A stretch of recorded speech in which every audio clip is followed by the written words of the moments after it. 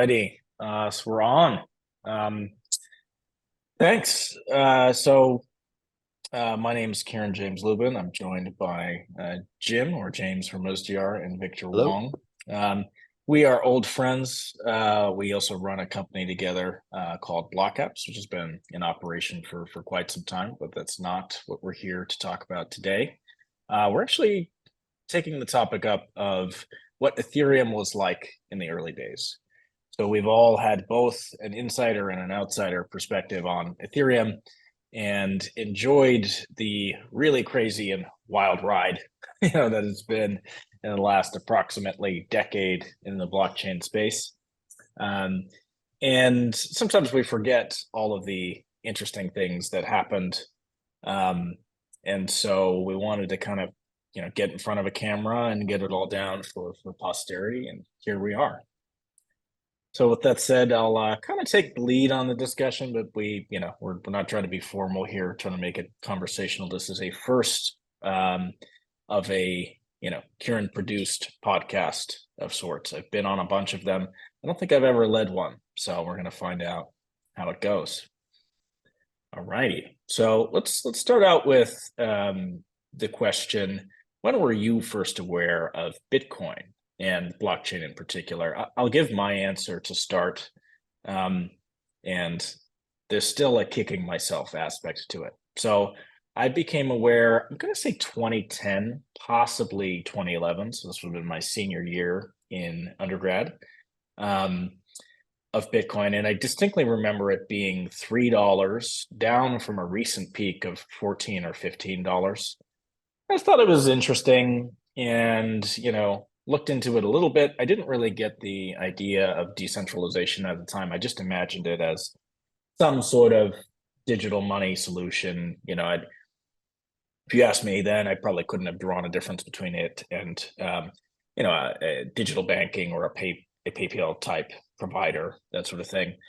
And I might have bought a little of it, but not nearly enough, of course. So that said, let me hand the question over to Jim.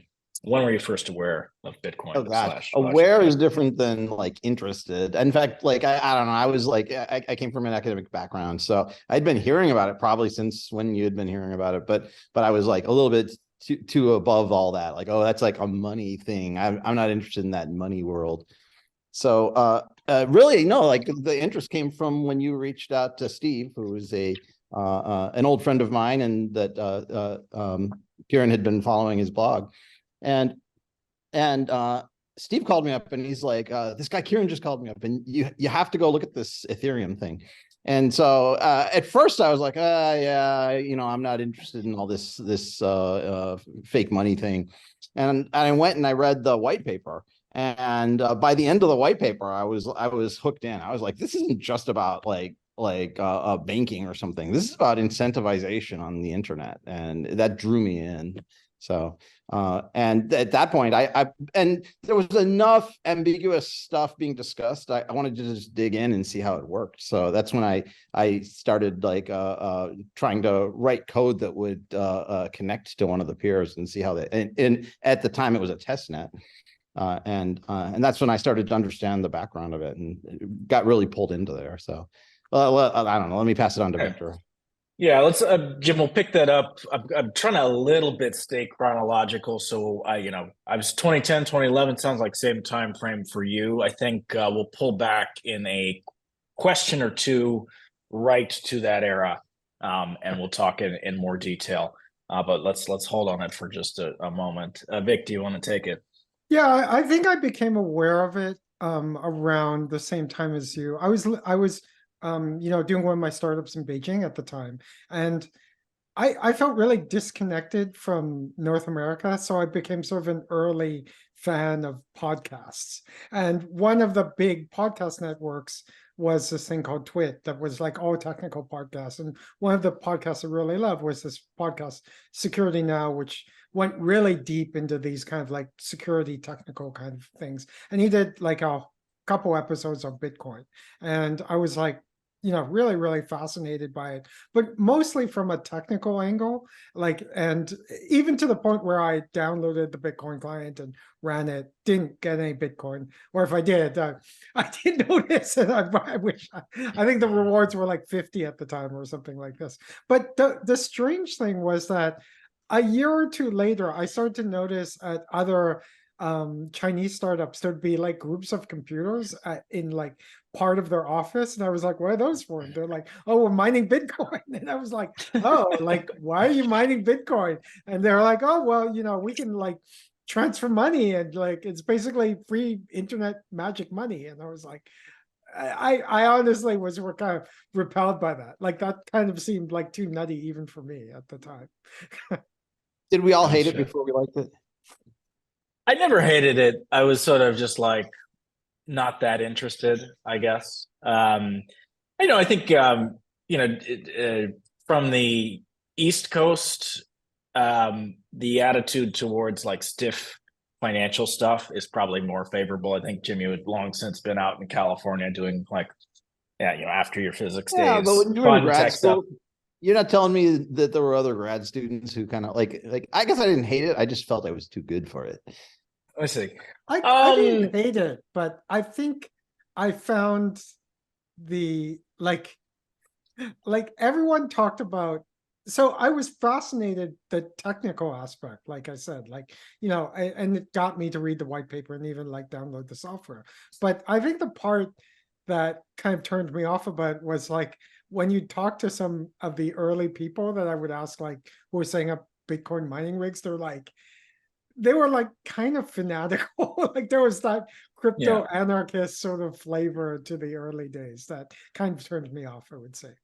Yeah, Jim, I would say the people in academia that were pretty successful on a classic track and were going to get a good postdoc and a good assistant professorship and all that sort of thing, mostly ignored crypto. Some of them weighed in on it. But yeah, I think it was too fringe to attract like the classically most successful in some sense people at that time. Whereas, fighting against, not fighting against, but you're sort of fighting for jobs like in math or physics or something. It's just like the most horsepower wins from a, intellectual perspective. And I guess the hardest working horsepower. Very few of those people got interested in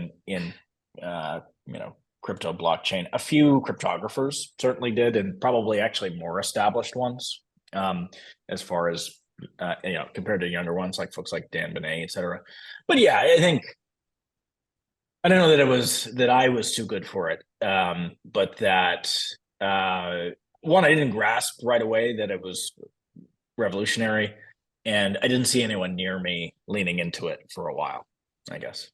Yeah, I would describe my view of it in the early days was sketchy because most of the use cases that I thought the technology was fascinating, but whenever I would ask about, I'm a product guy, so I would always ask like, what's the use case? Why would you use it? And people would describe, things to circumvent existing laws. Like the big one in China that I remember is like, oh, I can transfer money and bypass, foreign exchange rules and stuff. And I was like, is that legal? And like no one would, mention anything afterwards, basically. Yeah. Well, I want to say, I got over feeling too good for it. I'll tell you that. Yeah, we all did. Yeah. I want to touch on the big thing that sticks out in my memory from the early blockchain era is, and we've kind of gone through this kind of cycle a couple times, was Mt. Gox. So Mt. Gox was that first big price run up. I believe Bitcoin went from like $30 to $1,200 in a pretty short time frame. And as we've seen in the last couple, crypto, you could call them asset bubbles if you were a cynical person. To some extent, consumer interest tracks with the price.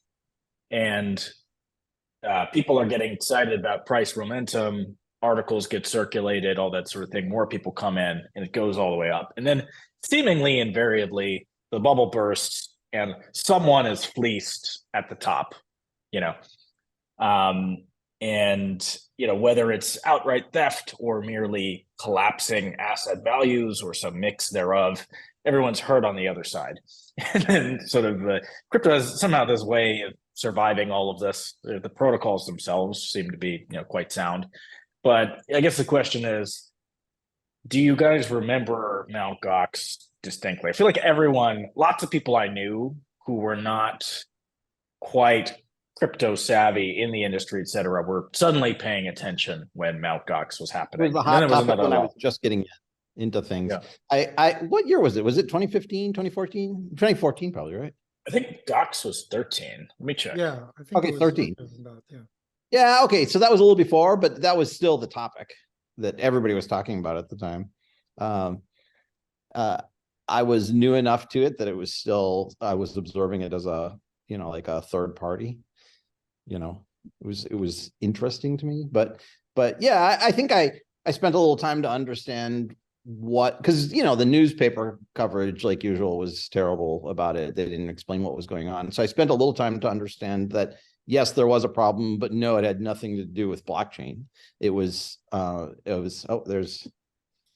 I think you were right. So the run up was actually end of 13 into the beginning of 14. It looks like, okay, so it officially shuttered February 2014.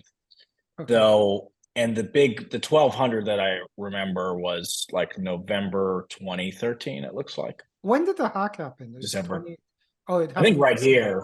Okay. Yeah. It happened right there. Yeah. So yeah, interesting times for sure. Because I think Sorry, Mt. Gox and I'm blanking right now. What was the name of that, dark web marketplace that used Silk Road. Silk Road? Yeah, like I think it's those were kind of intertwined in those early days, right? So I remember like even going onto Silk Road just to check what it was about, and I was kind of shocked with what I saw listed there. Like, lots of illicit stuff was listed there. That's wow. I think I never did that. I think I never actually navigated to Silk Road. Just heard about it at length. I had a Mt. Gox account. And some others. There was a period where like Dwala was doing crypto stuff. And then I think they stopped. And I believe they're still around as like a payment API company. But yeah, because I definitely remember, use them and some others. I remember the Silk Road arrests and the Mt. Gox hacks came relatively within the same time frame of each other, and that was like the sort of like as you mentioned, like the first kind of iteration of like, all crypto and blockchain is dead now, and then it just keeps coming back, right? Yeah, it sure does. Okay, there's a little bit of bias in the news on how they cover problems in crypto versus problems in the traditional world. Like if there's fraud and it happens to happen on the blockchain, then that means that the blockchain is a corrupt place. And if there's fraud and it happens in traditional banking, that means that like it might mean that we need a little more regulation or something, but that was a bad person. So it's always like much more tied into that the price of Bitcoin can drop quite a bit when something like this happens. But you don't see like USD crashing because like somebody commits fraud somewhere. I mean, I guess if the fraud's big enough, but yeah, agreed.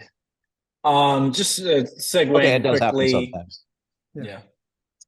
Segueing quickly, can you guys go into how you met? Because you guys met first, and then we can do the whole how we all met. Jim, do I want to start, or do you want to start? I'll start and I'll pass it over.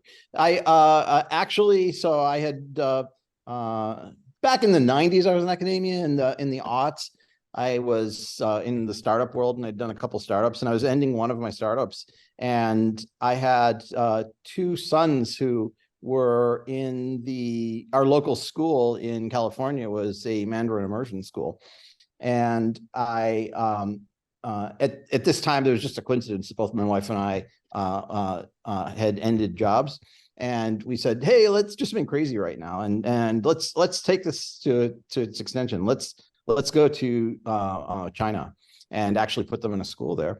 So I called around some various friends, and One of the friends I called was a VC who had just funded a startup of Victor's in Beijing, and he says, "I'm going to get you in touch with these guys." So, in fact, let me pass it over to you right now, and you can explain. Well, yeah, and so the VC, who we're still friends with, Herb G, like he kind of came up to me and he explicitly said, like, "Oh, I have this brilliant CTO, and he says he wants to come to China. I'm not sure how serious he is, so don't put all your eggs in this basket." But then we started talking that summer, and you weren't like traveling the country, so you were like in a different place every another advantage of us both being jobless at the time is that we got in a car and started just driving around the country. And I remember, like, like we were kind of talking over the summer, and I was like, seeing how serious you were about coming, and at one point you said, "Okay, look, if you can get my kids into a Chinese school in Beijing, I will come and take the job to Beijing." And I went to the school that my kids went to, and said, like, can you make space for, 2 foreign kids, this international program? They said, yes, if you can, but the kids have to be here the first day of school. And first day of school was 2 weeks from that conversation. So I called Jim up and said, "Look, I can do it. I can guarantee a place for them, but you have to be here on this day." And to my shock, he actually said yes. And he like packed up his house and like, we packed everything in the house in like, I think we had 12 days to be in school, and we probably had to have the house packed within like, I don't know, less than a week. So that was a crazy week. But Victor was a great help in, like, we were going to a country we'd never been to before, didn't know much about. Victor had also moved to Asia a few years earlier, and so he had sort of scoped out everything, and he knew where the good schools were, he knew where the good apartment buildings were, helped us out tremendously. So yeah, it was a great experience. It was an exciting time to be in China. It was right around the first Olympics, like it was right around the Beijing Olympics, and so it was a really exciting time. But yeah, you wound up staying for about 18 months, right? In total, and a little less, but yeah, it was over a year. Yeah, and then we just kept in touch from there. Like, we loved working together. Yeah, it was great. What year did you arrive? Or what was this rough time period? Yeah. Who are you asking? Because it was different for Victor. You, Jim. Oh, 2011. 2011 summer, we're driving all over the country. 2011 September, August, I can't remember. We were in Beijing. Gotcha. Very cool. And so then you're back end of 2012 or early 2013, something like that. Yeah, we were back at, when did we come back? I guess we were back in the country in 2013. Gotcha. But like January.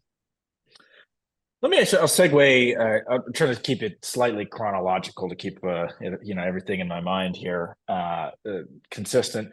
So I was in grad school at Berkeley between 2012 and really 2015. Mm-hmm. I got to start working on Ethereum kind of purely by accident.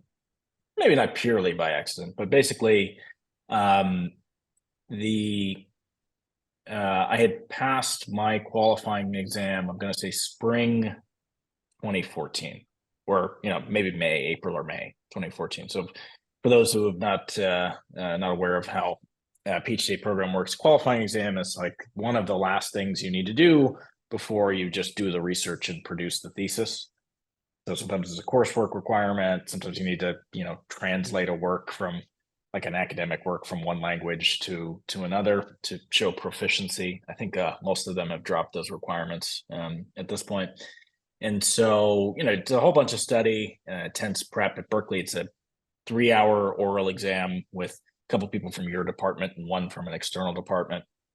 And then they give you a pass or not. I got a pass, thankfully. It was I don't know that it was everyone feels bad after their qualifying exam, except the people who are really good, right? Like, and so while I passed it, it was like, didn't feel great at least the rest of that day.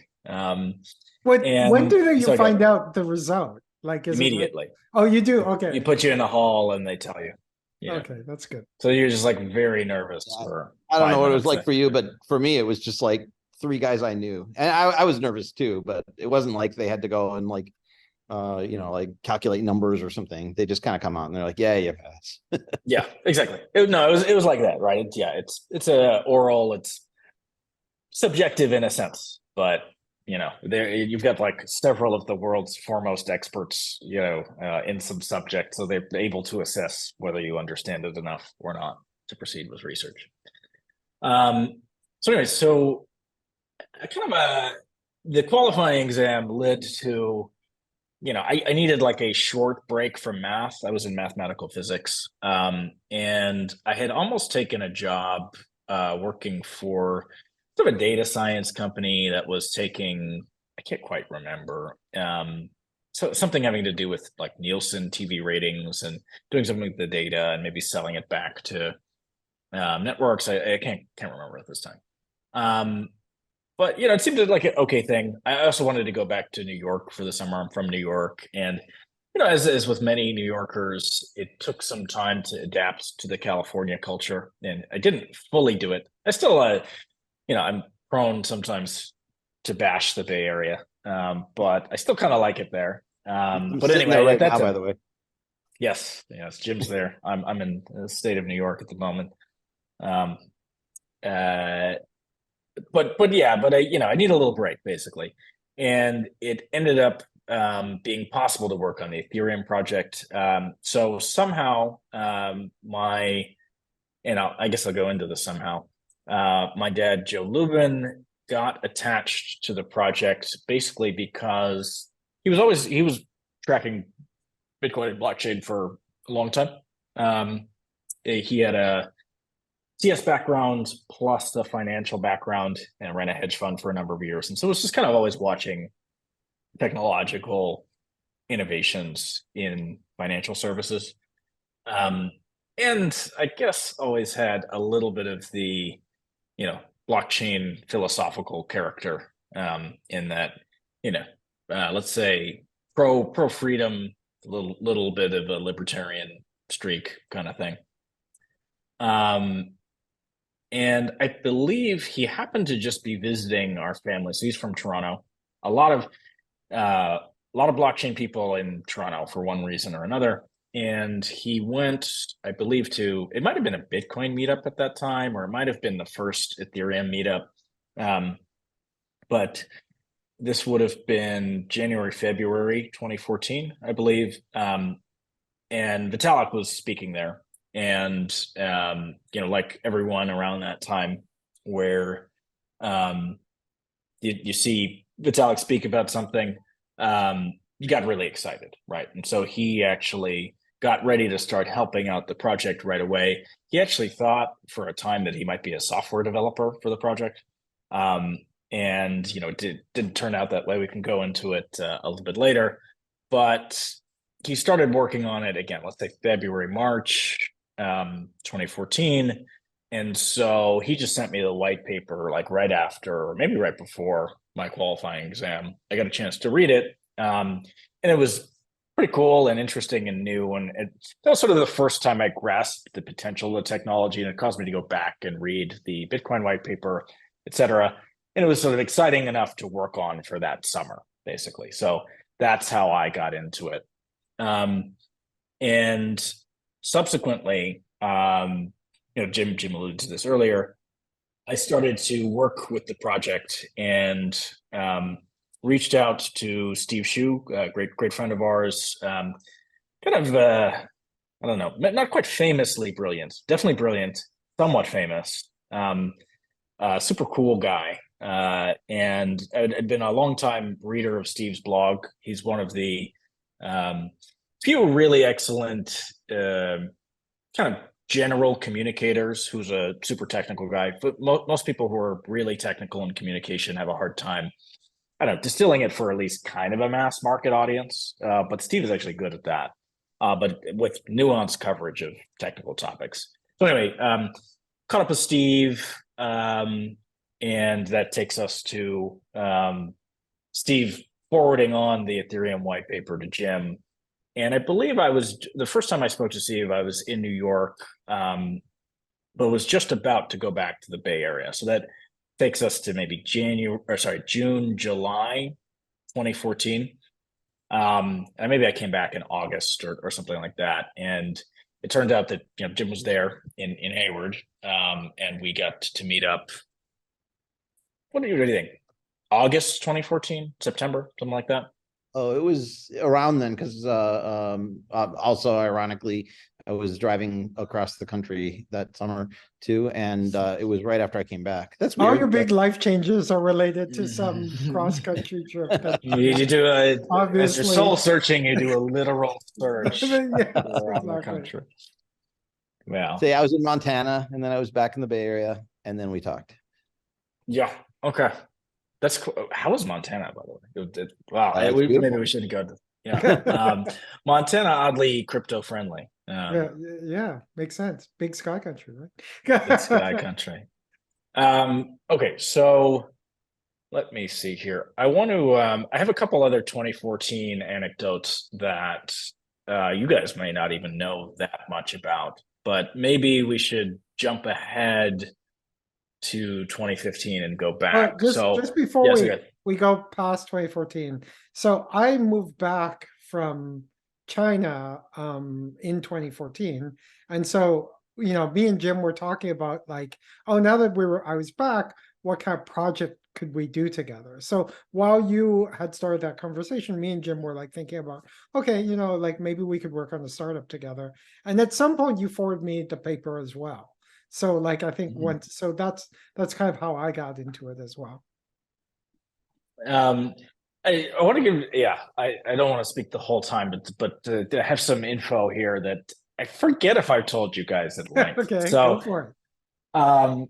In 2014, so basically I did work on the Ethereum project through a bunch of 2014. As far as tech projects go, it was much more global, a little more European, but you had Canada, had a bunch of people in Zug, Switzerland, a little bit in Israel in the early days. So we worked out of an office, my dad and I, and a guy named Steven Nureyev, who is now kind of famous. Actually, if you Google the name, it's definitely an interesting and colorful story that I'll go into a little bit. And a guy named Jonathan, whose last name I couldn't find when I was writing this down, but Jonathan's a good guy. And I don't know if they kind of parted ways at some point or, how that all happened. So we're working in this office in Times Square and, really trying to find kind of different ways to advance the project, meeting with lots of people. So, that's when I met Steve Shu, who introduced me to Jim, basically just kind of calling up whoever might be interested. But part of the plans that the Ethereum folks had was, they acknowledged that there would be a need for kind of ongoing pure research, and then in addition to more like focused R&D to build the network out. And so Vitalik at some point penned an article about 10 hard problems in cryptocurrency or something of that nature, in which, and I think it was if we went back now, it would look both very insightful and a little bit dated. I'm sure some of them have been solved and some of them may not need to be solved because something else emerged. But basically he foresaw that the need for privacy above and beyond pseudonymity, for instance. Yeah. And many things with that transition from proof of work to proof of stake, or just like energy efficient blockchains, which people were talking about at that time. But my position in academia at that time seemed to be helpful, as the blockchain people were just so different from the academia people, despite being like both of them being really smart groups of people. Blockchain people were not worried about like doing things through the proper channels and approval and writing it up the right way and all that sort of thing. Whereas something about academia makes you fearful of being wrong, because you're wrong enough in public there were kind of consequences for it. And the kind of, I would say the tech attitude in general is like getting something out there, get it to work basically, but get it out and then iterate. And blockchain people had that, in a extreme. And I would say also Ethereum was much more like that than the Bitcoin culture. The Bitcoin culture was like a bunch of practicing but academic cryptographers who never wanted to change anything. And the Ethereum people were more like, have like the software and computer science engineering attitude of like, well, let's get it out there, let's tinker with it, let's kind of see what happens. And there's good arguments for both, especially when we're talking about like a system that custodies, well, not custodies, but that records a lot of high value ownership interests and allows them to be transferred. But all that is to say, it was useful for the Ethereum Foundation to have sort of someone who's actively in academia to kind of work with and coordinate everything. So we agreed to work on a body called the Cryptocurrency Research Group. And that was composed of sort of myself, Vitalik, and our friend Aaron Wright. It was kind of he's since gone on to a number of Web3 projects, but at the time was a practicing attorney, but also a professor at Cardozo Law School. And he came to that Times Square office, which was, not the greatest of offices, I would say, and just sort of really leaned in on Ethereum and kind of helped structure everything so that, it would be kind of the most robust, not just technology, but they actually did kind of a quite good job in figuring out how to set things up that other projects since certainly did not do as good a job, I'll say. So, it was funny times. And in 2014, I also got to go to Zug. For those who don't know, the Ethereum Foundation was one of the first to be headquartered in Switzerland, and it's become a very popular choice for crypto foundations because I guess the Ethereum Foundation sort of blazed a path. Funny thing about Switzerland is that the kind of local authorities also just seem like business people. Like they want to land the future tax revenue and employment. And so you can kind of, Switzerland is split into some number of cantons, which are like states, a little smaller than US states, of course. And so you can kind of go from canton to canton and try to get the best offer. And offer really means like, tax treatment, any kind of grants, or just like, and helping get fast answers around legal questions. One of the tough things about the United States is that sometimes you don't know what's allowed. And the Swiss environment, they were fairly clear, about what they wanted for the special tax treatment and, et cetera, et cetera. So, so we went out and visited Zug, I don't know, late summer 2014. And I got to meet all of the founders of Ethereum at that time. I believe there are kind of 8 in total. So I think those numbers changed over time though. Yeah. Those numbers changed. Yes. Right. So, well, but yeah, I think so. I don't exactly know how all of it happened, but Vitalik, it was always a global project, right? So Vitalik would kind of go around the world and evangelize, get people excited, and they would want to work with the project. And so a bunch of folks got attached to it. I think obviously it worked, right? But if he were to do it again, I bet he would be a little bit more careful about adding folks to it, because 8 is just like too many. Like if you went to a US venture capitalist with a slide that says 8 co-founders and they're not all currently running billion-dollar companies, you'd be just laughed out of the room. And yet it worked, right? It actually functioned.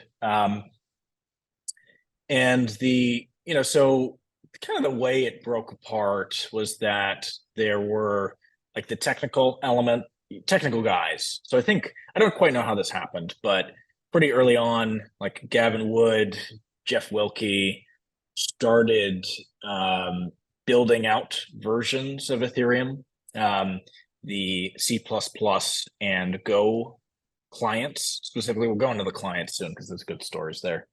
Vitalik was building the Python client. They were all working together on technical documentation. And the reason that people were building multiple clients was that there was the perception that Bitcoin was controlled and centralized because there's only really one definitive client, Bitcoin D, right? And so there was this kind of huge replication of technical effort. Like each of them eventually got their own teams. There were JavaScript clients. There's many of them kind of came out later.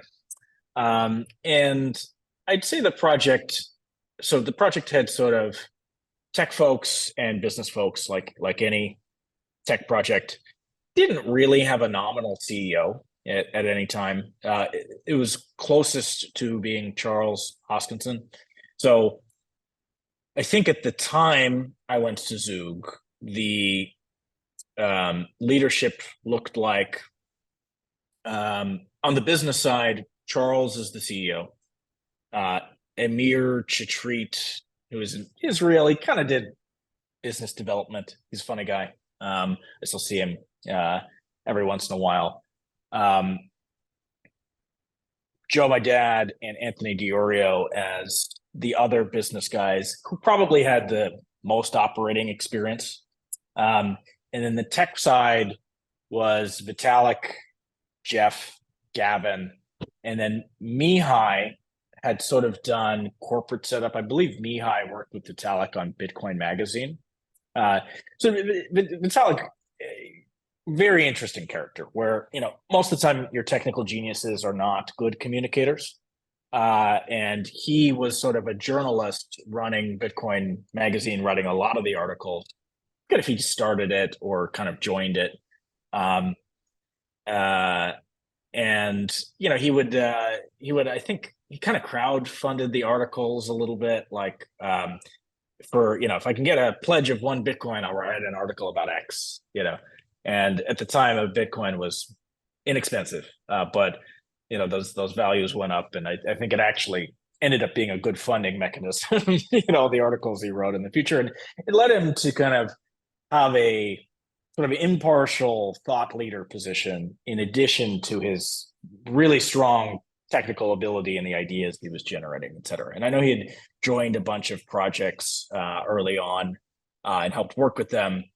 Like I think Mastercoin was maybe the first colored coin project. He did some work on that.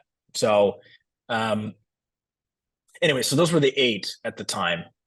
And there was a meeting for everyone to kind of get on the same page. Remote project, there was a Slack. People were maybe working a little bit at cross purposes, lots of infighting. People are stressed. They're trying to deliver on this like awesome concept that Vitalik put out there. And then everyone kind of tried to grab ownership of, like, was there a reason to have all these different clients? In the end, empirically it worked, right? But a little bit of it was I want, Ethereum to be mine sort of thing. And I saw this in the room when we were visiting there. So basically, it was quite dramatic, the trip. So basically on this trip, everyone went outside at some point, and people were kind of a little bit sick. The tech people were sick of what the business people were doing to some extent. There's always this tension. It's probably especially early in a company where, the tech people are like, what do I need you business guy for? Like, we're going to make this thing and it's like going to get out there. And the business people, have to go raise the money, find sales, find partnerships, et cetera. And it's subjective stuff that the tech people don't like or sometimes understand. And more or less this happened, people were uncomfortable with kind of promises that Charles was making. and it was the accusations. I don't really even, I know Charles some, but I don't even really know what was going on at that time. But there was this general sense of frustration with him. He seems to be in some ways executing well on like a effective, smart business strategy, but maybe overpromising what's possible to the point of breaking people out. And we kind of seen later, I think some of the stuff with Cardano was probably at least aggressive, I would say. But that, the jury was not out at that time in my eyes, right? And Amir also was in target because I think people just thought he wasn't doing enough, it sounded like. And so they were both jettisoned from the project in Zug. And I was like, they were like out on the terrace. It's like they had like a nice sort of loft that they rented that was like the Ethereum dev house in Zug. And so I'm like watching this happen, and it was kind of quite crazy. And then actually they instated two more co-founders, so to speak, right then, who kind of jumped on board the project and helped out. It was like a fun and kind of crazy trip. Otherwise, we went out in Zurich. Some people got into trouble with the cops. I won't add more detail to that. But Zurich's a funny place where in the US, we're not used to people drinking on the street. And in Zurich, everyone drinks on the street and few people are in the bars. It was a strange experience. We went on some hikes. It's a very nice part of the world, Switzerland. But plenty of drama. In the early days. I remember having a funny conversation with Mihai about he had this book about swarm behavior. And he learned I had a mathematical background, and we're talking about the mathematics of swarms and all that sort of thing. But yeah, it felt nascent, intense, but disorganized. They were also grappling with the decision on, initially they wanted to have a nonprofit protocol and a for-profit, they called it a crypto Google at the time, to sort of monetize the nonprofit protocol. And plenty of blockchain companies have gone and done that sort of thing subsequently. But that was also decided at that meeting, that they would be all not for profit. Yeah. And people didn't like it. Some folks started talking about brain drain. It was a mix. Some people liked it, some didn't. Sort of the threat being if you don't do this for profit, I'm going to leave this project, kind of thing. And I think everyone sort of went off and did start their own businesses.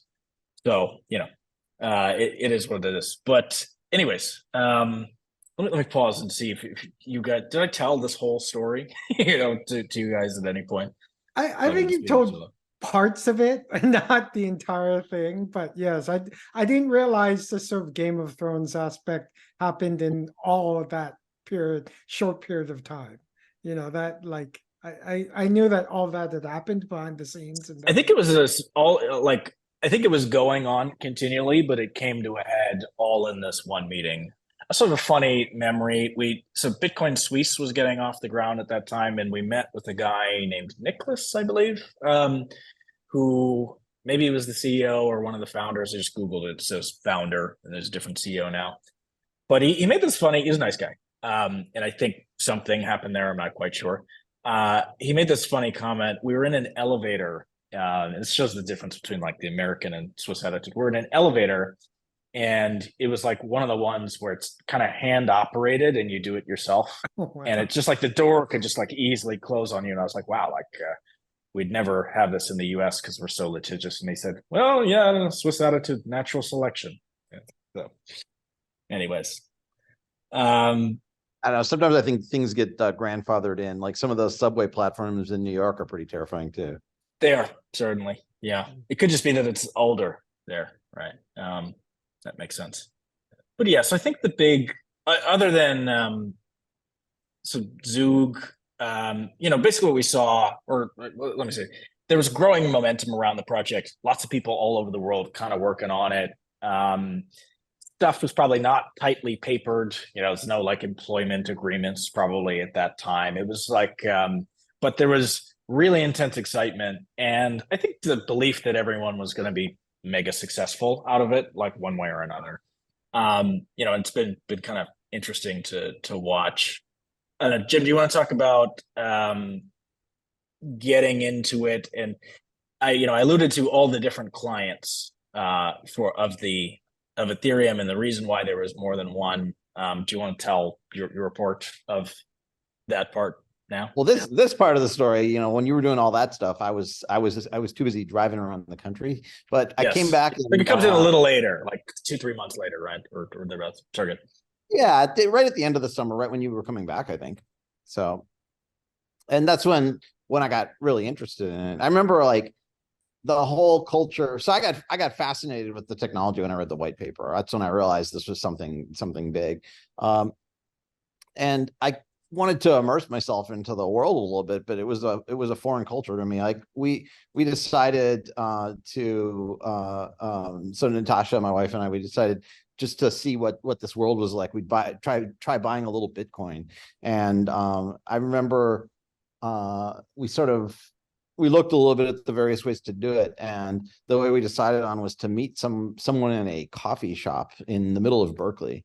And we got there, and he was totally the stereotype. The dude was walking around with like the 5-toed shoes, and we kind of like it all felt very salacious. We walked in with this packet of money in our hands, and we had to like meet this guy, and he spent most of the time like. Do you remember? Did you use like local Bitcoins? That was popular. I don't know if it's still in existence. Local Bitcoins. Okay, gotcha. Sorry, go ahead, Jim. Yeah, he spent most of the time there railing against the government, how much he hated the U.S. government and all the things all the terrible things they were doing, and we kind of like transferred the envelope over to him, and then we pulled up a computer or our phones or something, and we were like watching for 6 blocks to come by, and finally it went through, and we were finally Bitcoin owners. So, wait, did you hang out with him for an hour? Or it must have been because I think we did wait for the 6 blocks. I was going to say. We may have been, maybe after 3, he said to us, like, you're welcome to stay here if you want. But I find that after 3, it probably won't revert or something. So maybe I remember what it was. We went out and sat in the car for another 30 minutes, just in case we had to run back in again. So that's really funny. Yeah. Oh man. But yeah, so that was our introduction into Bitcoin. And then around this time, you and I started hanging out a lot. We were meeting regularly, and I was working. I had started working on the Haskell client, and I brought you in on that. And we'd have like these coding sessions at your place. Yeah, man. Okay, so we've gone to that's fall 2014, right? When we started coding, or even like, yeah, I think that's right. Yeah. And I was sort of laughing when you were talking about the over-promising. Like I was immediately fascinated by Ethereum, but I also remember like trying to understand what it was at the beginning. And some of the material out there was great, but some of it was just very vague and overbroad. Like I would like go to these YouTube videos and people would be like, Ethereum is a new way of life. It's going to take over as a second internet, and we are going to rebuild the internet from beginning to end. And I was like, what are they talking about? And so the only way I was going to really understand this stuff, I thought, was to literally just start like writing code. And so you can't hide what's happening once you have like I talked about the white paper, but Gavin Wood had put out a yellow paper at the same time, which talked about the technical details of the innards. And so I started looking through that and implementing that in my favorite language, Haskell, and bit by bit putting the whole EVM in Haskell code. So and that's what most of the end of the year was like. Until I think in December I was so I'm from the East Coast myself, and we flew up. Sorry, we flew out to New York, and I met you. Introduced me. You were there at the time too. You introduced me to Joe Lubin, and actually I think before that too, you had set up phone calls where I talked to Vitalik and Joe directly too. So and just more and more with the fact that we had had a working client, that we were sort of following very closely all the changes in the testnet era before things were solidified. We just got pulled more and more into that world. And I think like one of the big things, sorry. I was gonna say, we've been, sort of assuming an expert audience. Can you define the term client for everybody? Oh, so it's the software that blockchain runs on. The thing about usual software is that, like if I just like gonna run a video game or something, I just get a computer and I put the software on it, and that's my running project. In a blockchain, it's a distributed thing. So you have to create a piece of software that can be run from anywhere in the world on multiple computers simultaneously. So you're building sort of a world computer of chained nodes, they call them. And so we were building one of these nodes that could connect to the existing test net at the time. Yeah, gotcha. Perfect. Putting us in the client arms race, if you will. That was the point I was trying to make. Yeah. I want to talk real quickly about some other things from that summer. You guys participated in the crowd sale, did you not? That's why you bought the Bitcoin the first time, or did you buy it sort of first? Yeah. Got a token amount. Yeah. Gotcha. So from our side, we ended up mostly my dad, but obviously with help from the Ethereum people. So they coded up a site to do the crowd sale. So Ethereum was one of the first, maybe the first, to pioneer basically, a kind of pre-funding event, if you will, where they sold the token Ether in exchange for Bitcoin to the users of Basically an ICO, yeah. right? Like what would it was essentially an ICO. There was no name for it then. But I remember the price varied a little bit over the course of the sale, but it was like 1 Bitcoin to 2,000 Ether, which meant you made pretty good returns if you participated in the crowd sale and sold at the right time, or still holding. But the way it worked, it was complicated. So Ethereum itself made ICOs pretty easy. For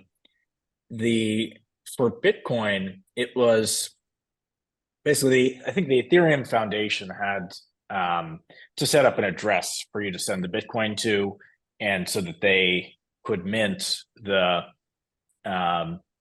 Ether in the Genesis block for you. And you also, but the foundation, rightfully in decentralization terms, did not want to just hold everybody's keys, right? So you had to sort of generate your own keys, and the website did this, and download them. And there's these huge warnings like, you must download this file. If you lose this file, you will lose access to your funds. And so that some of the Ethereum folks coded it up, and there was I think they generated unique addresses for each funding event for traceability's sake. I'm not quite sure if they did that. Maybe there was just one Exodus address or all that sort of thing. But actually, no, there must have been just one. So we were a little bit the help desk. So sometimes people would try to fund, it wouldn't work, try to purchase Ether. And there were interesting goings on. There was like a fake Twitter account that emerged with the E and the U in Ethereum transpose. So it looked just like Ethereum. And they had assembled, 25,000 followers or something. No doubt bots that whatever hacker controlled, or maybe you pay for those. And they were offering special deals on Ether. And so it went live. So this is something that's been going on for 10 years now. I've heard new crypto projects, when they start to get popular, people start selling their tokens over Twitter even before those tokens are issued now. So they've gotten more sophisticated. But yeah, so I remember reaching out to a friend of mine who was working at Twitter at the time and helping escalate the ticket that, because the big theft could occur, and I believe did not. Jonathan configured one of the block explorers, maybe it was blockchain.info, I can't remember, so that every time money hit a certain address, a noise would play. So we were in this room, and we're in the room all day because it's we're in help desk mode, and we just hear the things come in. And there was a schedule over 14 days you could fund at no monetary consequence, and then the price started to go up over the course of, I believe, a 42-day sale. So all in all, I think 7,000 unique purchasers, something like that. But it was quite an affair, right? It's definitely more streamlined now. And to clear the way to do all of this, they got a legal opinion that they're selling software in essence to people from a reputable law firm, and some of that, all that made it to the terms and conditions. So it was a big rush to get it all done. And then, so I think they raised, didn't even remember, it was like 22 million bucks at the time. Yeah, I thought it was in Bitcoin, so I think it was like in 20 million. Well, I remember vaguely that it was at the time of the sale, it was 22 million. Yeah, I think it was the biggest crowdfunding event ever or something. Yeah, I believe that's right. It's either one or two ever at that time, and it's since been surpassed by tons, many of which were done on Ethereum. Coin that comes out. Yeah, exactly. But like I think at the time it was around or over 20 million. So yeah, that's right. And interestingly, in the course of the sale, and maybe a little bit having to do with the sale, the price of Bitcoin starts to go down. So I believe it's 600 or so at the start of the sale, and it's kind of, we notice it dropping kind of continually, I guess. And maybe at the end of it, it's like high fours, low fives, and it's foreshadowing it'll kind of go on to drop from there. But yeah, okay. So did you guys remember the experience of the funding site and all that sort of thing? I think we were not speaking about that specific detail at that time. I remember the site. I remember a clock on it, but I don't remember too much else about it. Yeah. Okay, so the crowd sale is like not a huge part of your memory. It's a huge part of mine, I guess, because we were like dealing with all of the issues. But Vic, were you were just getting kind of interested at this time, right? Like, well, yeah, exactly. Like, well, Jim basically, when he was going to buy this Bitcoin, he was like, "Oh, I'm going to buy this Bitcoin and to participate in the crowd sale. Do you want to participate?" And I was like, I'm going to feel like a real idiot if I don't do anything. So it was just we were just going to say like, oh, some nominal amount that we did. And, of course, it's probably turned into the best investment I ever made. But like, we had pooled our resources together because it was so hard. It wasn't easy, right? You're like generating this. 12-word seed phrases, this, that, and the other. It just was mind-bogglingly complicated, So, but like, I think the biggest problem with the step was getting actual Bitcoin. Like, I mean, Jim was in the Bay Area, right? The heart of IT and all tech things. I was in Vancouver, and Vancouver was an early Bitcoin adopter, but it was still really, really hard to find anyone who would be willing to sell you Bitcoin. Yeah. That's very interesting. Yes. In any case, so the sale happens, and now the project is funded, and it's really funded. I suppose there are plenty of mega VC investments at that time, but it's the bubble years in 2020, 2021 were not heard of at this time. Like, Series A investments were still between like $3 and $10 million bucks.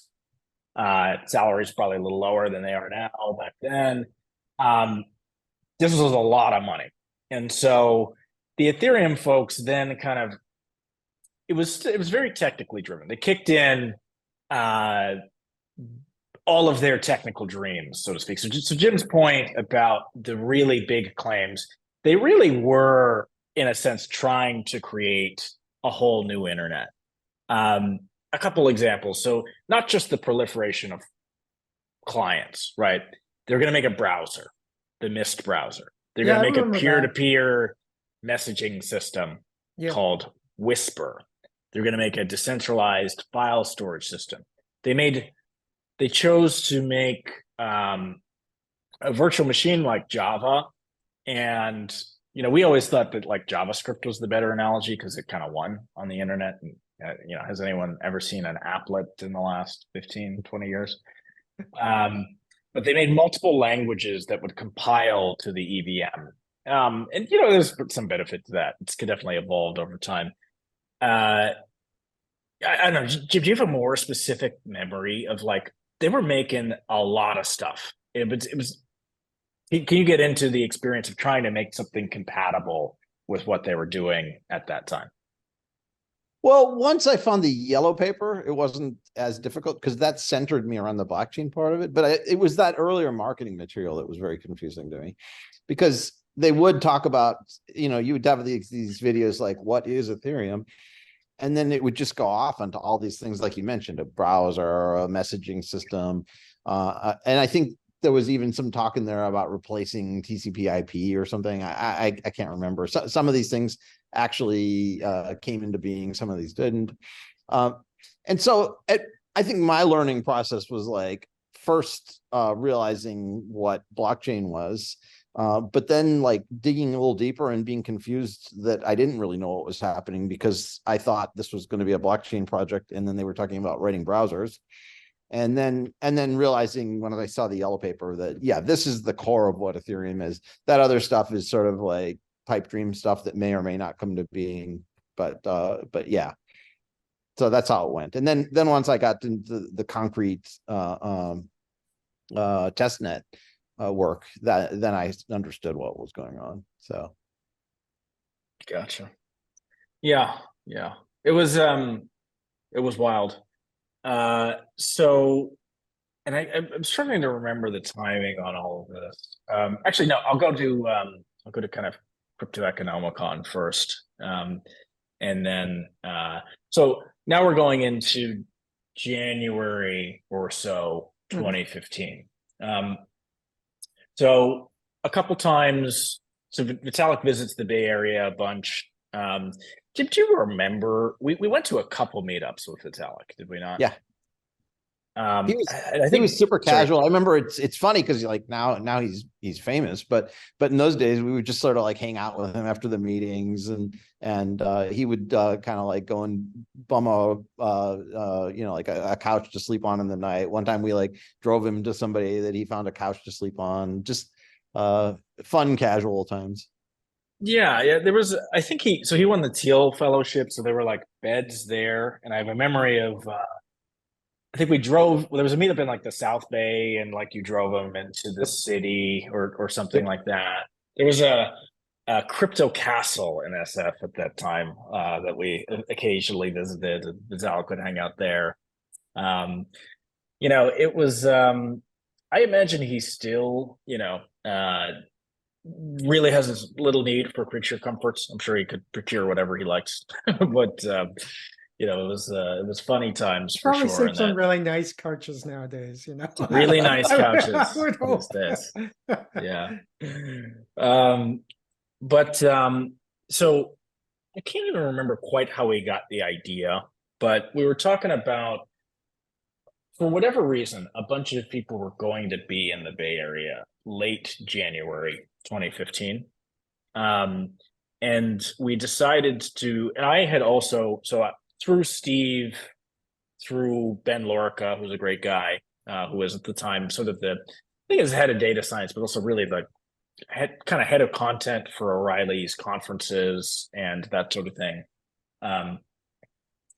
We booked a conference at Fort Mason, and I had a co-host named Lauren Lance, also running a crypto startup these days, I believe, also a great guy. And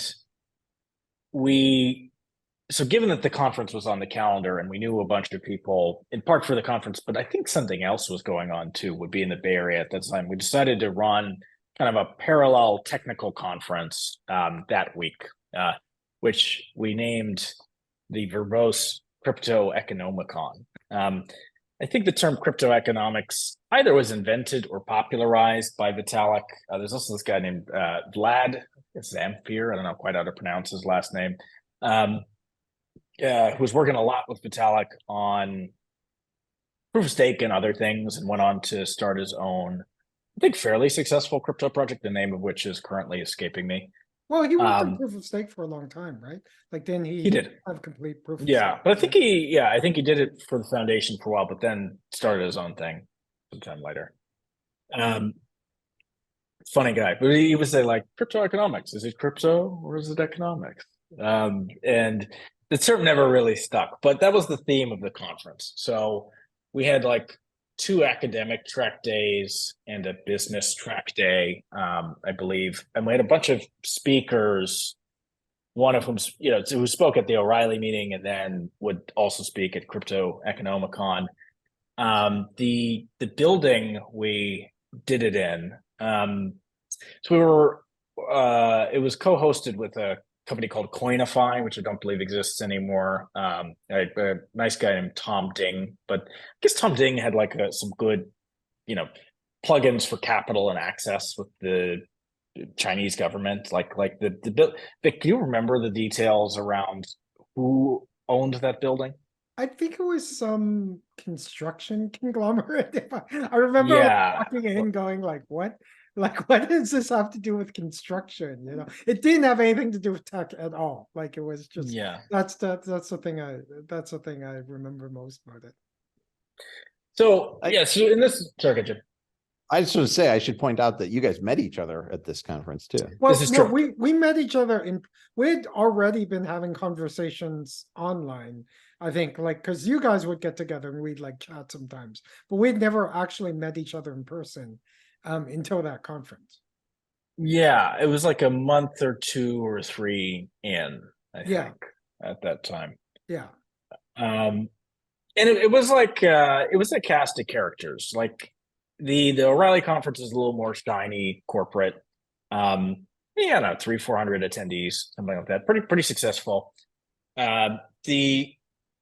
The crypto economics conference was great, but kind of crazy. Like there was a guy whose name is escaping me in these like smart guy, very tight bike shorts, and he kept like raising his hand, and I think he had like a defense background.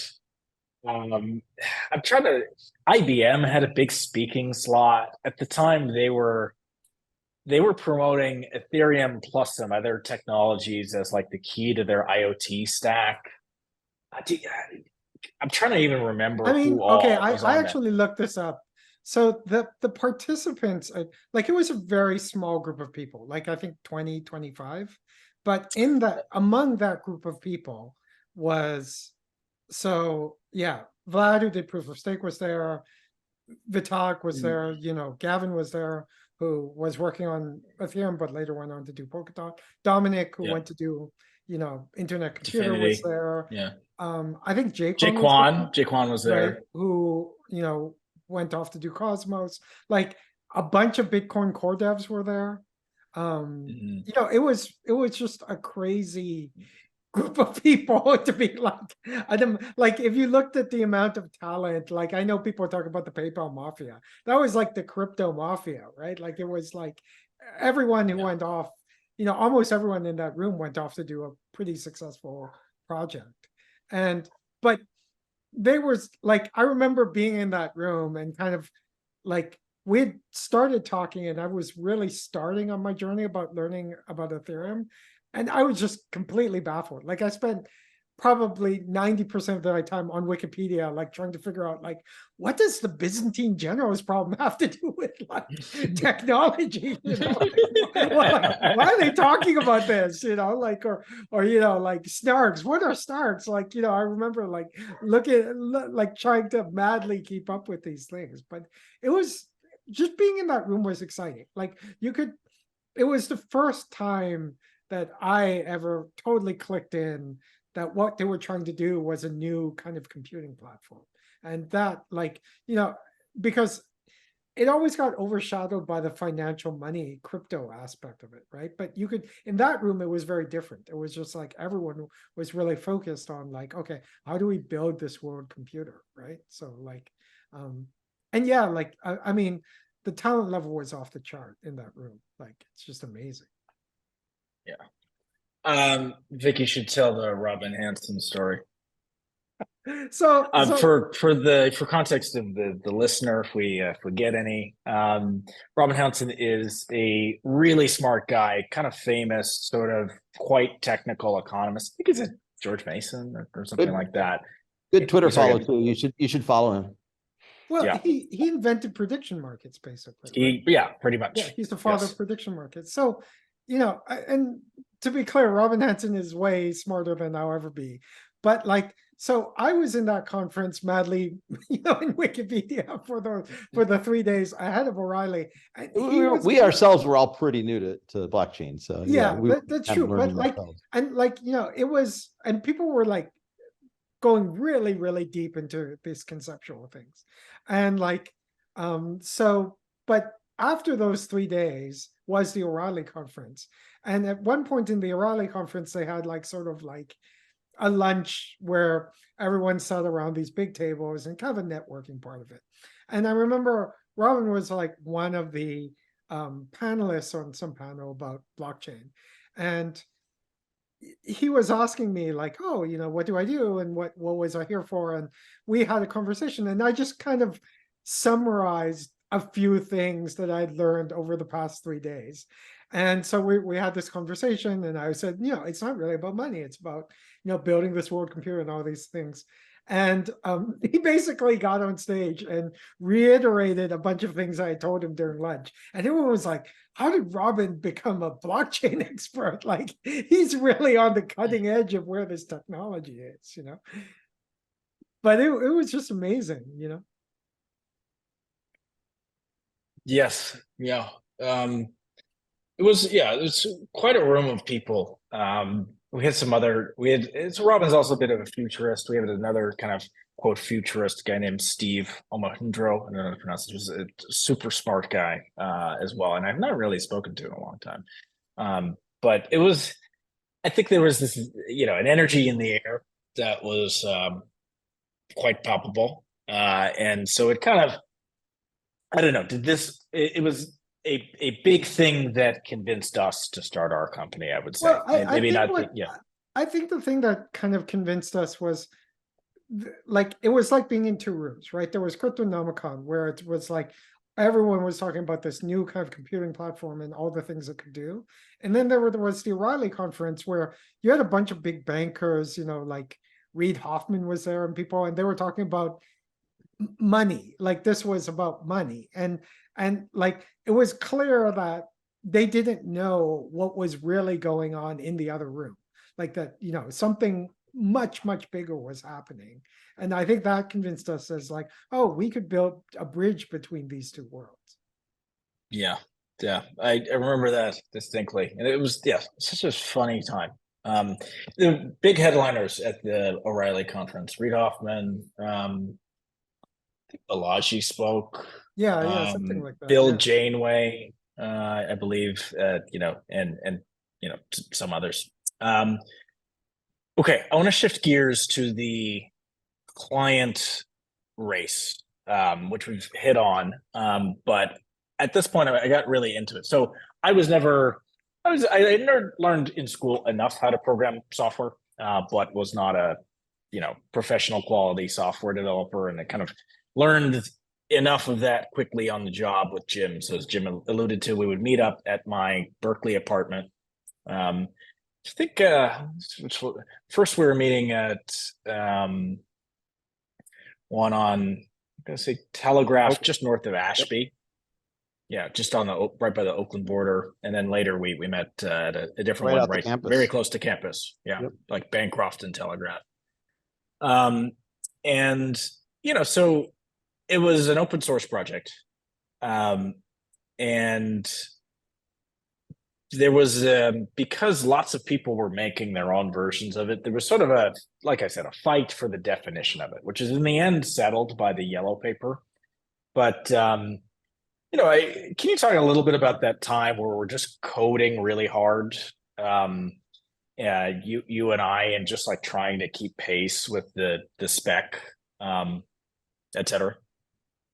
Well, yeah, I mean, it was fun and frustrating at the same time, because I think that the Ethereum Foundation was trying pretty hard to put the specs out there, but still things were changing faster than like the yellow paper could keep up to things.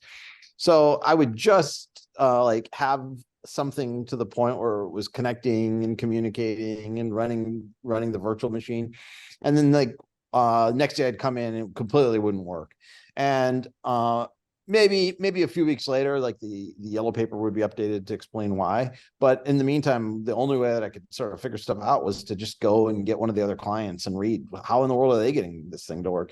And there was one point when they added encryption to the connection that essentially changed the protocol completely. I connected, nothing was working anymore. Had to like just dig in, and yeah, that was Actually, you had repressed that memory. So mostly Jim figured all of this out, but the Ethereum people put, just for the technical audience, kind of the equivalent of something like SSL into the product. So they put end-to-end encryption in, and there's a complex like handshake, and then like a session was created between peers and yada yada. And so it's really hard to implement stuff like that because all of the mess you're getting back is encrypted. So you have to get it totally perfect, and then it makes sense. But if you don't get it perfect, nothing makes sense, and you don't know why. I was just irrationally angry about it. Like I was like, I didn't care whether this was good or bad for the for the product. I was like, why? But I was actually genuinely confused too, because you have like this open network that anyone can connect to, but you want to encrypt everything that's going on it. It took me a while to figure out why that actually happened. I was asking around in various like DM services. I don't remember where I used to go and talk to people. And I found there were the giant person who Skype threads, I remember at the time. Like There was like huge, like this was like, I think we weren't even using Slack yet. It was like there was tons of Skype. Slack was just getting popular at this time. Ethereum had a Slack, Consensus had a Slack. We can get into the Consensus story a little bit. But yeah, we had a Skype thread for some reason, like just because it was the thing that people used for a threaded discussion group. WhatsApp maybe wasn't popular or not for this purpose, so it was a couple months. I dug around a while to figure out why in the world encryption had even been added to this. And I kept getting sort of like, oh, we want to make sure that this information is private. And I was like, it doesn't make sense. I can connect anywhere and see this stuff. Finally found one of the people that had implemented it. And the idea wasn't crazy. It had nothing to do with, I mean, I guess it had something to do with encryption, but their thought process is that it was more about identity. They wanted, if once you join, you wanted to have essentially like a cert that verified that you are who you say you are, and they wanted that there for the various extensions that they were putting in. And so, okay, that wasn't crazy. It was very annoying to me to spend a week of my life trying to implement this. But the other thing that's kind of funny is that and maybe Kieren, you know more from talking to people over the summer, but there was sort of a distrust in standards. And so like, I think like the thing a usual software engineer would do is be to actually get SSL and implement it with that. Or to take like I don't know, hash algorithms that were that had like a corporate stamp of approval and put that in, but they always wanted to sort of like put things a little bit outside of there because I think they feared, maybe truthfully, of backdoors and all of these things. And so I essentially had to go and get a lot of non-standard encryption algorithms and paste them together into an SSL-like thing. So. Yeah, I can add a little bit on that. I would say the building blocks were at least semi-standard. They use the same elliptic curve as Bitcoin for the actual signatures and transferring the money and all that. The algorithms that went into the reinvention of SSL, like I think the building blocks were just normal stuff. They didn't invent hashing algorithms or signing algorithms and all that sort of thing. But the composition is something you have to be quite careful about. They weren't just inventing encryption. Yeah. So they were taking things that were approved of, but they weren't taking things that were the standards. Exactly. That's right. And I think it did have to do a little bit with backdoor fear, but also I remember a comment one time like, TCP has never been proven to be able to be the backbone of a peer-to-peer network. And there was some like I think BitTorrent, maybe it was UDP or something, and plus something proprietary on top or something. There was the belief that the existing protocols were insufficient. And it might be right. It also might be just like going back to the point, like they had a lot of money at this point. Like they wanted to rebuild everything. So I think it's probably some mix of those things. I mean, for instance, the hashing algorithm that they chose to use in the early days was they were calling it SHA-3, and but SHA-3 hadn't been finalized at that point in time, so they were sort of like taking the proposal, and so I went and got the code in the Haskell code base that did the proposed SHA-3 at that point in time. And then one day I kind of like went into the, I think like the C++ client and looked around, and they started calling it Ketchik. And I was like, what's going on here? Why did they change the algorithm? But it was still connecting to what I had there. So I was a little bit confused. And I found out later what had happened was there had been a last minute change in SHA-3, and the Ethereum team felt that this was a government backdoor that was being put in there, and they refused to put that change in. And so they stuck with the original proposal, which was called Ketchik, which is something that I had already implemented there. But they aren't technically SHA-3 anymore. So. Gotcha. Yeah, okay. I have a vague memory. I'm not saying it was a government backdoor. I don't know one or the other, but that was their belief. Can you talk a little bit about, you're talking to Roman some at this time. Who's Roman? What was going on? I also remember like the issue of sync. And I want you to say it, but I'll prompt you if need be. I remember sync speed was okay. So that's yeah. There were kind of like two tiers of software developers in the original sort of test net. There were like those who were around from the beginning. That I was not in that group. Again, driving around country, but and that included, I guess, Python, which was Vitalik's, C++, and Geth were first year. Was there another first year? I'm trying to remember. I think those were the three like foundation blessed sponsored ones. I think Ethereum J was in the original group, but then it got kind of pulled out, perhaps. Pulled out, yeah. Because okay. I think Roman might have worked for the foundation for a bit. Gotcha. I think he started. It was always a little mysterious to me because I first thought he was part of the foundation, but then I found out later he had been someone who came in a little bit later, and then maybe there was some, I don't know. Again, maybe you know more than I do, Kieren, but there was maybe some arguing there or something, and so they weren't really communicating with him as much. Don't know if I got that right, but so yeah, so that was Roman was the Java client. What was Roman's last name? Mandalay. I don't know how to pronounce it. MandelEil, something like that. We can look at it. So it was Roman who did Java. Gavin was doing C++, and Jeff was doing Go, I think. And then Vitalik Python. But Roman and I were the later guys. So, and I did the Haskell client, and Roman may or may not have been in the Ethereum Foundation. I was not in the Ethereum Foundation, but I met with those guys a number of times. But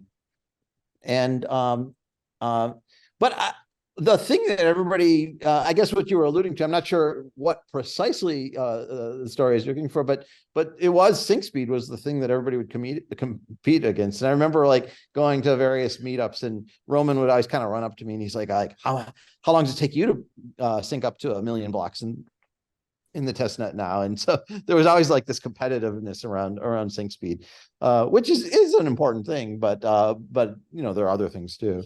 So everybody was just rushing to get sync speed faster and faster at that point in time. So Yeah, the thing I wanted to capture is like in some ways one that seemed like a little juvenile at the time, but it was also genius. Like it got a lot of technical energy, all focused around this one thing, Ethereum. Like these people probably could have like tried to make their own Ethereum-like blockchain or Bitcoin-like blockchain or all that sort of thing. But it was sort of open source, made the best get merged, sort of attitude, and that it probably made for a better product at the end of the day. That was kind of the main point that like, yeah, it felt like, nerdy kids playing with things, but like it kind of worked. I also remember like they flooded the test nets with like giant blocks of data at some point. There was a lot of, I felt like the people were treating it like this was like a spacecraft launch. Like you had to like really stress test it because of going to be the new world computer. And so in some ways, while the development was far more incremental and then like a Bitcoin, there was still very stringent and perhaps unrealistic scenario testing that was going on before the launch. Well, and I think so I one guess- one thing that's kind of interesting about it also is that it was very meritocratic, right? And like there was all this competition going on, but even though like Gavin was technically CTO and Vitalik is obvious Vitalik, but like they didn't win. Like the one that won was Jeff's Go the client, Go client, right? Like, yeah. and you could imagine in any other scenario, they could have just put their foot down and said, no, we're going to go with Python, or no, we're going to go with C++. But they went with the one that actually performed the best and was doing the best. it was a surprise to me. I was always treating C++ as the reference client. And Gavin was sort of more of a spokesman over there at the time. Jeff was sort of quieter, and at the last minute, I think there was some discussion about they needed to go through a security audit. And the story I heard, I don't know if it's true or not, is that they chose to do Geth first, thinking that the C++ would be the last thing, and they would put that out there. But he kind of quietly went through that, and I honestly, like, I don't know, maybe I'll step on toes saying this, but like from using all of these clients, the Geth was the most stable at the time. I would always I would start it and it would run. C++ was changing a lot, and so often I would start it and it's not working today. I think that plus the security audit pushed it over, and people used that one a lot. So yeah, I have a similar memory. And of course, Gavin went on later to create Parity, the Rust version, which I think got pretty popular. I'm not quite sure where it stands today. So talking about security, I want to hone in on the theme of the shifting launch date. Jim, do you remember our Victor 2? We had started to work on kind of a company related to all this, and we're getting worried because they kept adding more stuff, basically. Can you kind of go into our, anything you remember from that continued, time? It would have continued, except for a bit of unluck that in a way was lucky. Is what ended up happening is Bitcoin crashed at that time. And it really put the fire under everybody's feet that they had to get this thing out immediately, because their holdings were in Bitcoin. And so I think if that hadn't happened, there wouldn't have been the pressure to push it out right then and there. And they might have just kept adding and modifying indefinitely after that. So I believe the foundation was paying people sort of denominated in fiat currency, but with Bitcoin. So, if it's X number of €1,000 or USD per month, the Bitcoin amount would vary. And yes, to that end, everyone, I remember in that room at Zug, there was discussion of like, well, what if Bitcoin goes to 10,000? Because that would be really high at that time. Like we shouldn't convert it. And they ended up being right. I think the prudent move would have been, at least some diversification in the treasury. I believe they kept it all in Bitcoin and paid it out, I think, in Bitcoin. But again, the amount would vary. And of course, some bills just had to be in euro or whatever, the Swiss francs, if that's or USD. And so there was no avoiding the fact that Runway was shrinking from, having brought in the roughly 22 million, ramping up big dev teams, a lot of redundancy. So I think 3 full dev teams for the clients, maybe half a dev team for Python, because it was kind of just Vitalik working out how it all works. It was not going to be as fast as the others because it was in Python. Then I think they started paying the JavaScript people later. There's development of the Mist browser. There's, the libraries and tooling started getting going. They were doing a lot, and almost all of it was technical. Not too much had like a business development, focus. And then the price drops, and suddenly what had gone, I believe they had forecast a 2016 launch timeline, and it got moved up to maybe July 2015. And so we're sitting there, in March, we're like, oh, you're telling us the thing is going to launch in 2016. Like, should we be doing this? And then it moves up. And it was great that it moved up. Jim, do you recall, do you remember how you predicted roughly when it would launch? No, I'm not sure what you're referring to. I think you plotted a commit graph where it was like commits by day in the Ethereum repo. Yes, I remember this. I don't remember this, but okay, I don't doubt I did it. Yeah, and so the July date called a couple was after the deadline had been moved a couple times. So basically, they're running out of money. They moved the deadline, the launch date way up, right? And they move it to I remember this, May. but I remember thinking very heavily about how it had been changing very quickly, and then it slowed down, and I was happy. Yeah, and I will say that 2016 date happened after a series of changing dates, because we were like, hey, we want to launch this company, but we need, we were still connected to hopefully the live net at the time, and so we were like trying to time our thing, and they were like changing dates all the time too. And so I think the 2016 date was like the sort of last one before they kind of changed their mind and refocused. There were many eras, which everyone has copied since. There's this is the what were all the names? Was Serenity after it launched? There's Metropolis, Serenity, yeah. They were like epochs where there would be testing of the software. And they intended to stay in testnet for quite a long time. That's the upshot. And I think they ended up crediting some of the testnet mined ether 1 to 10 again, or 10 to 1 against real ether, so 10% of the value for the people who mined on the testnet. So they made it kind of progressively more real, but it really was fortuitous that there was that price crash, because we might never have seen the light of day. So many and I think you didn't even elucidate all of the projects. There was a Raspberry Pi client that had I forgot about the Raspberry Pi client. There were so many projects. It was we were what is going on here?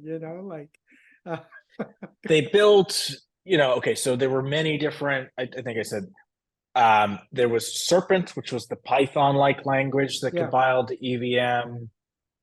There's Solidity, which won. So, C++ lost, but Solidity won. Yeah. And Solidity was kind of put together by Gavin. It's sort of a C, JavaScript looking language. Yeah.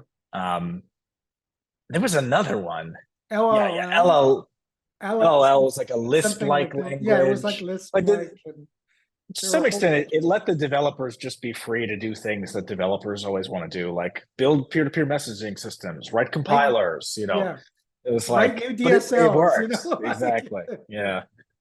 That was funny. Okay, let's go to because we can get close to wrapping up here, and if there's interest, we could do another one of these because there's lots after the launch. Let's go to kind of right before the launch. Okay, so as we're talking about the launch run up, a bunch of interesting things happened. One, we had started to some extent working as part of Consensus. Yep.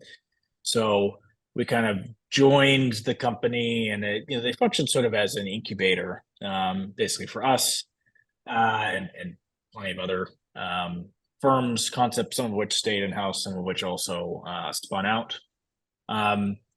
Brooklyn was And awesome too. I'd never been to Williamsburg, Bushwick, and it was sort of moving in various locations there. So I used to love coming and hanging out at the offices. yeah, it was Consensus got the famous office on Bogart, but first had an office by the water in Williamsburg. It was In like Greenport, something. it was in Greenport. I remember getting Yeah. completely lost at one point and finding it, and like, Yeah, Williamsburg is great. I remember like sitting there one day, and all of a sudden everybody came screaming in, and they were filming an episode of Girls outside. And so I ran outside and watched them film an episode of Girls, or part of an episode of Girls, not the whole episode. Yeah. Wow. Yeah, that was so okay. So that's early. Yeah, what was that? March, April, that was 2015? around, yeah, I think it was April, May kind of thing. Well, we moved into the Bogart office just before the launch of Ethereum. In fact, one of the reasons we moved into that office a little bit earlier was so we'd have enough space to do a bigger hackathon. Right. Right. Okay. Yeah, I do remember that. So so we're frantically building the software. We're starting to work with people from within Consensus. So we had some folks, join the project. Some of whom have gone on to big blockchain success. Should we tell the Tim story? Well, yeah, I mean, Tim, the founder of Truffle, helped us kind of build our first blockchain explorer. I mean, he was a brilliant developer back then and still remains a brilliant developer. Aaron, I think, helped us kind of, who went on to build MetaMask. We had lots of conversations with him about how to create our REST API and how it would work.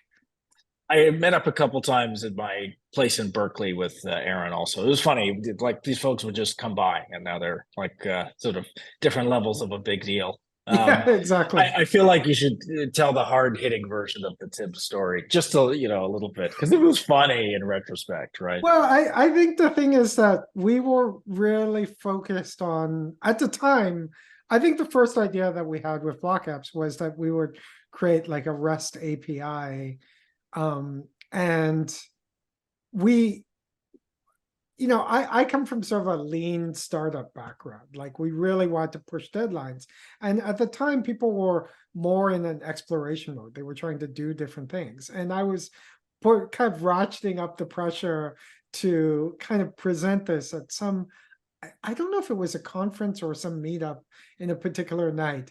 And as I kind of ratcheted up the pressure to do that, people were like, I think I want to kind of pursue my other interests instead of like working in this high pressure environment. And, and a lot of early Consensus was like that. Like it was like different working styles and different methodologies. But in the end, it was kind of amazing. Like, the people who did stuff.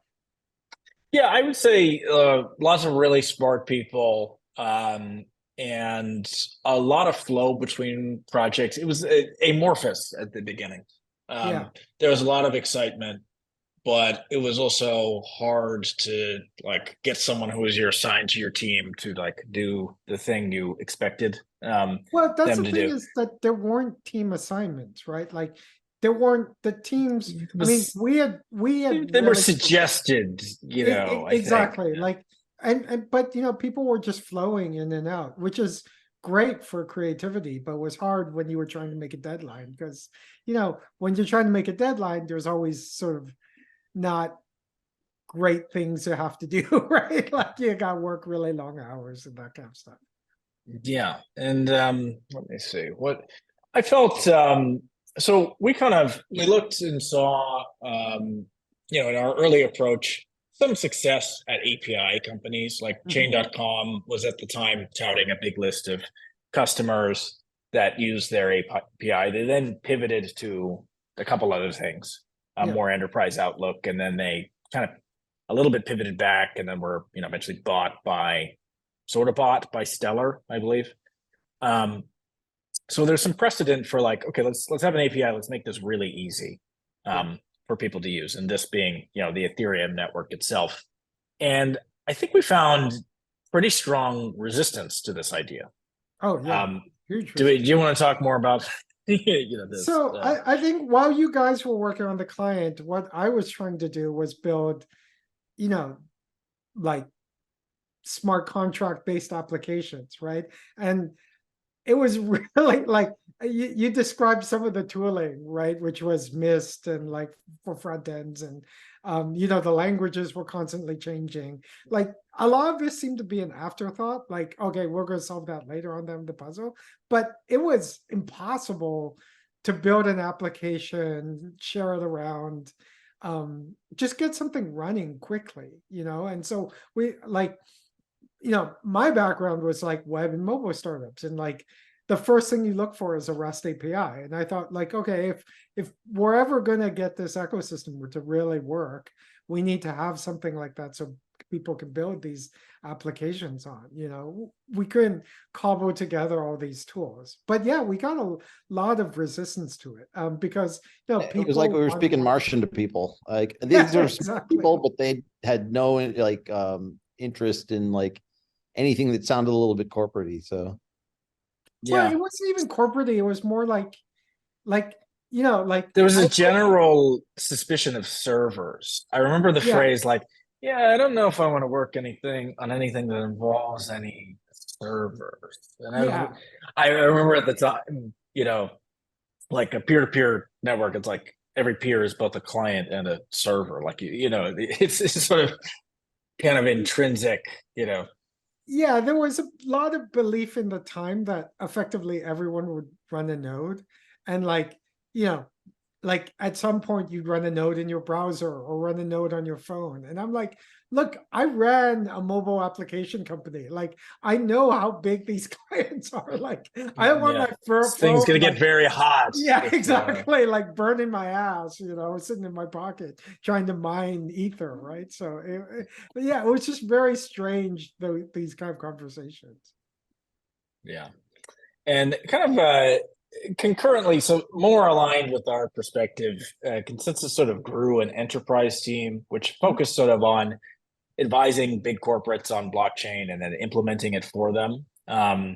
And we kind of worked with them on go-to-market, even before the launch of Ethereum, more after. So we kind of hold on that discussion, maybe for a subsequent episode. But okay, what about, do you guys have any specific memories of the hackathons we did? So the first hackathon we did was in Greenpoint, and we basically, it was sort of internal to Consensus people. And I think it was mostly interns that kind of participated. We had a very crude version of our API working. And it was really, like, I think over a 48-hour period, no one could build anything, basically. Like it was like, but I think the premise that people were coming up with to use our API to build stuff, we could see some potential in it. So like people are doing, interesting things like incentivizing location-based scavenger hunts and other kind of things. And we found that interesting enough that, and I think that was in May, June of 2015 by that time. And then we figured out that there was, the launch would probably happen in August of that year. And we were like, okay, let's take all the input we got from that hackathon and do like a real hackathon, like get, a bunch of participants, get a bunch of people involved, and, try and get all the people from Consensus, but people outside Consensus involved. And we were kind of like targeting that day. So we were like furiously trying to make our product more stable and work, and take all the input we got from that first one into the second one. When we didn't know I think the plan was to do it on the day of the launch of Ethereum, but we didn't know the exact date yet. So we're just furiously. Is it right before or right after? I can't remember. I think it was right after. Yeah, I think it was like 2 days after or something like that. But it was in the same timing of the launch, basically. So as far as I'm aware, that was like the first Ethereum hackathon. I remember maybe it was the second or third one we met the Crane brothers.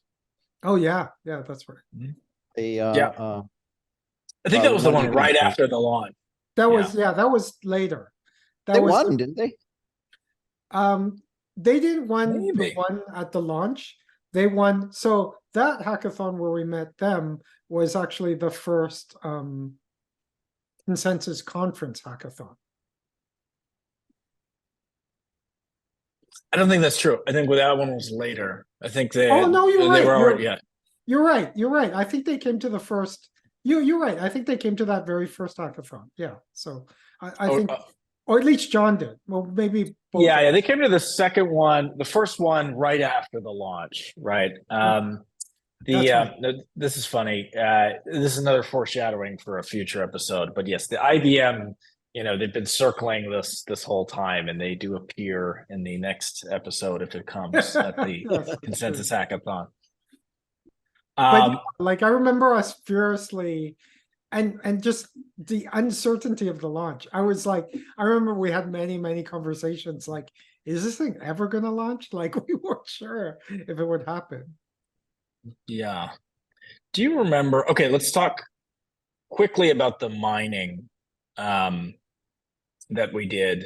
And this was all for the company, but do you recall what we did at that time? Yeah, I totally remember. So I remember, well, at some point up to the launch, we realized, okay, if we were going to help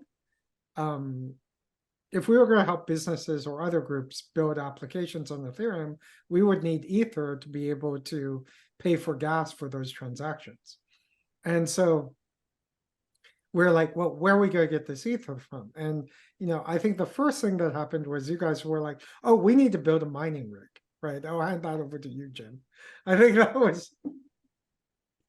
So Kieren and I drove up to Fry's and picked up a bunch of components. We did. And we were kind of ready for it because I believe you had helped me build just like a workstation. Yeah, like I think that's right. Or two before. Basically like the compile times on my laptop were double or quadruple what they were on the workstation. So it's made a big productivity difference. We went back and I think so. I moved closer to campus at that time. We took a couple different shots at mining, but I think mine exploded. The power supply blew up. The graphics card was actually okay.